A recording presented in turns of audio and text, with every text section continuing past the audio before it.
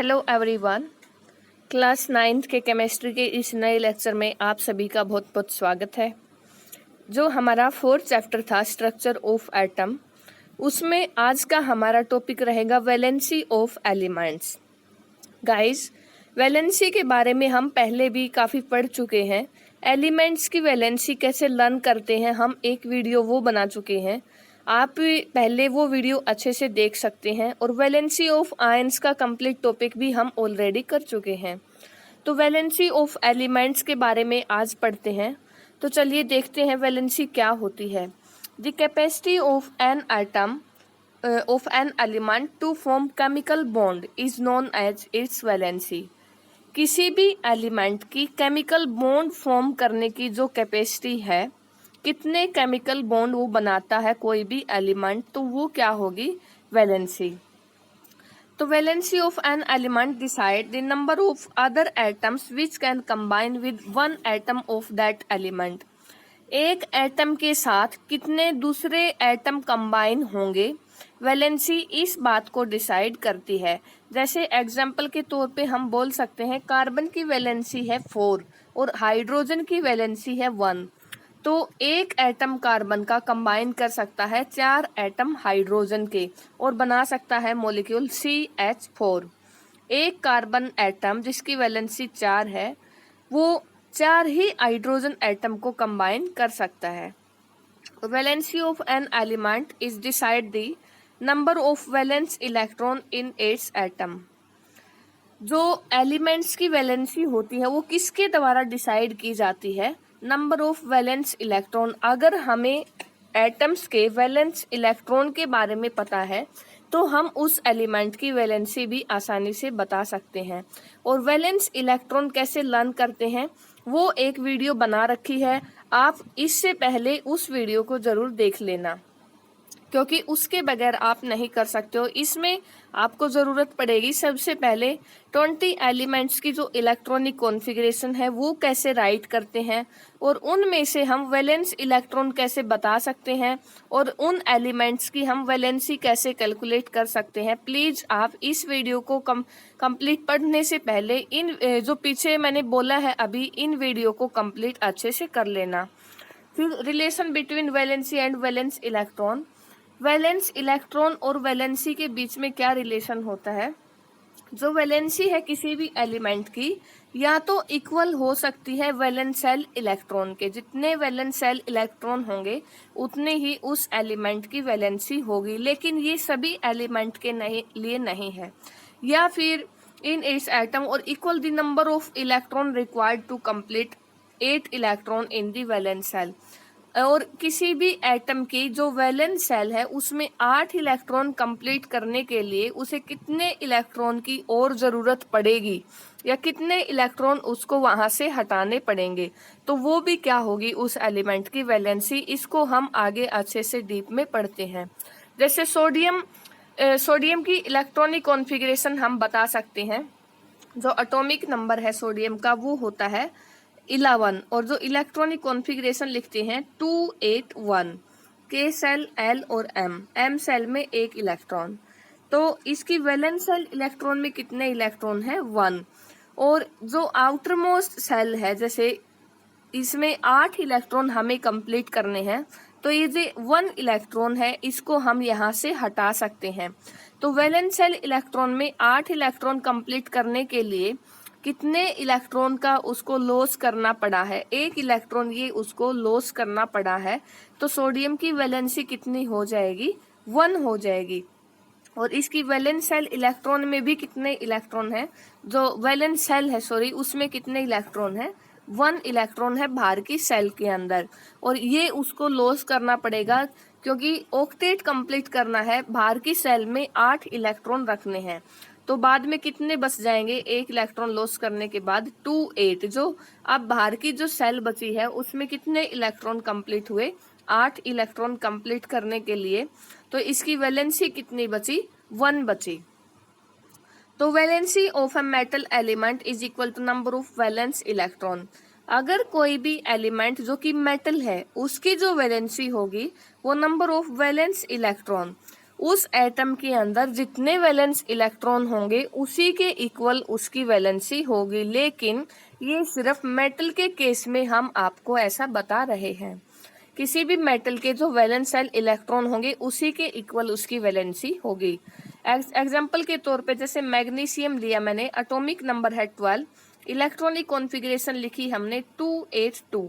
Magnesium एक metal है, बाहर की सेल में कितने इलेक्ट्रॉन है? 2 वैलेंस शेल इलेक्ट्रॉन है यहाँ पे, और 8 इलेक्ट्रॉन कंप्लीट करने हैं, तो मतलब ये 2 इलेक्ट्रॉन का क्या करेगा? लॉस करेगा। 2 इलेक्ट्रॉन का लॉस किया है उसने 8 इलेक्ट्रॉन कंप्लीट करने के लिए, तो इसकी वैलेंसी भी कितनी होगी? 2, और बाहर की सेल में इलेक्ट्रॉन भी कितने हैं? 2। तो वैलेंस शेल इलेक्ट्रॉन और वैलेंसी दोनों यहाँ पे 2 होंगे मेटल के केस में।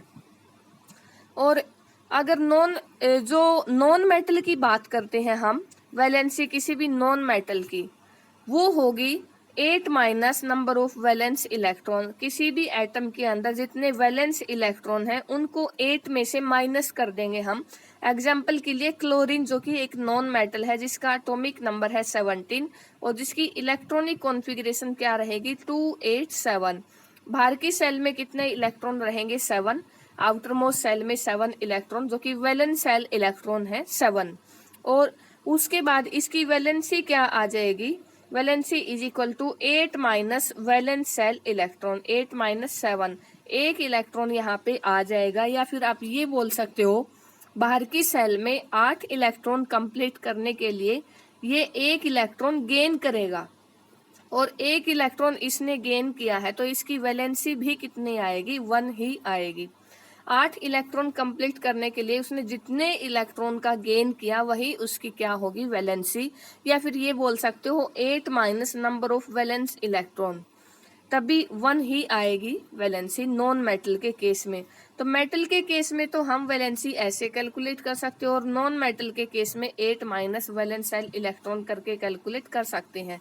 लेकिन हमें उस एटम का वैलेंस शेल इलेक्ट्रॉन और उसकी इलेक्ट्रॉनिक कॉन्फ़िगरेशन हमें पता होनी चाहिए।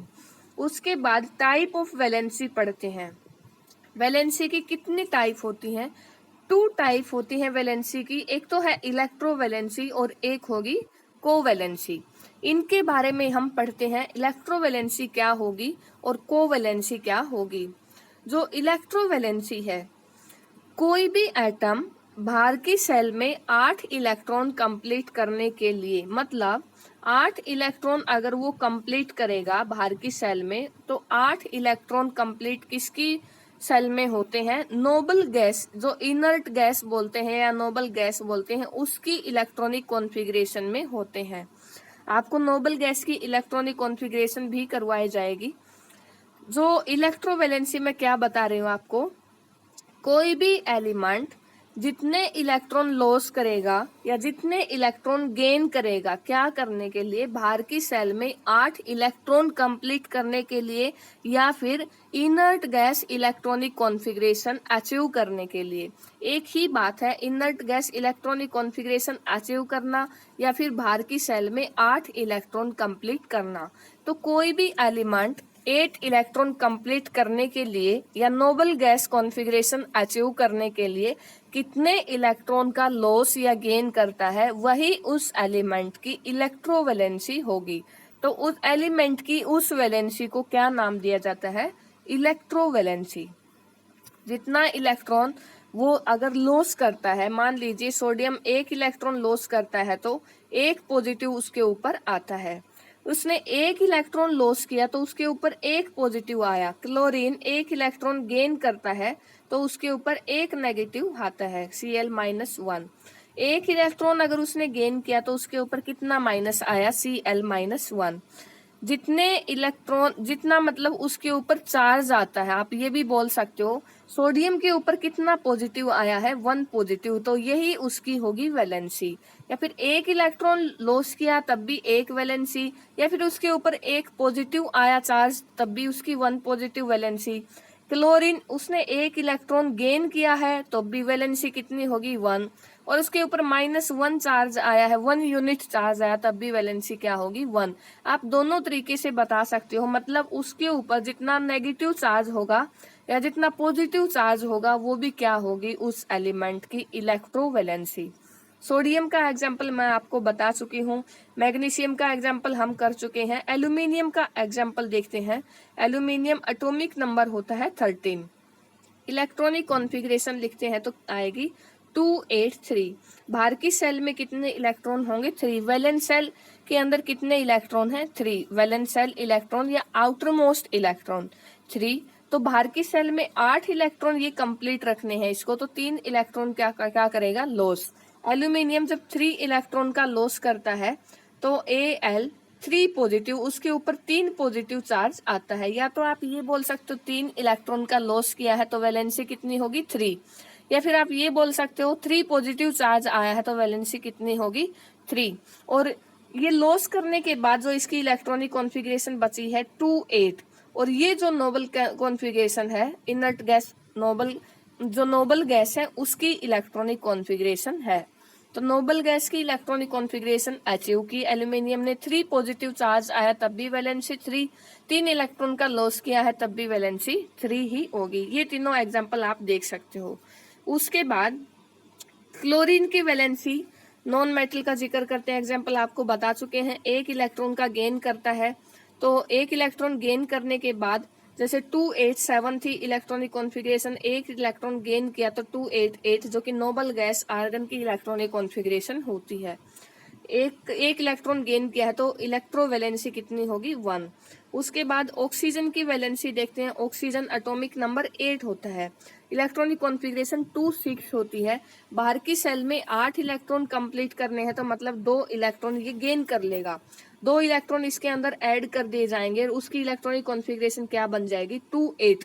अगर उसने 2 इलेक्ट्रॉन गेन किए हैं तो उसके ऊपर 2 नेगेटिव चार्ज आ जाएगा, 2 नेगेटिव चार्ज आया या 2 इलेक्ट्रॉन गेन किए तो इलेक्ट्रोवैलेंसी कितनी हुई उसकी 2 हुई। ऐसे ही नाइट्रोजन का एग्जांपल एटॉमिक नंबर 7 होता है, इलेक्ट्रॉनिक कॉन्फ़िगरेशन 2-5, 3 इलेक्ट्रॉन और गेन करेगा 8 इलेक्ट्रॉन कंप्लीट करने के लिए तो बन जाएगी इलेक्ट्रॉनिक कॉन्फ़िगरेशन 2-8। 2-8 बनी, noble gas electronic configuration achieve कर ली है, और नियोन की होती है इलेक्ट्रॉनिक कॉन्फ़िगरेशन ये।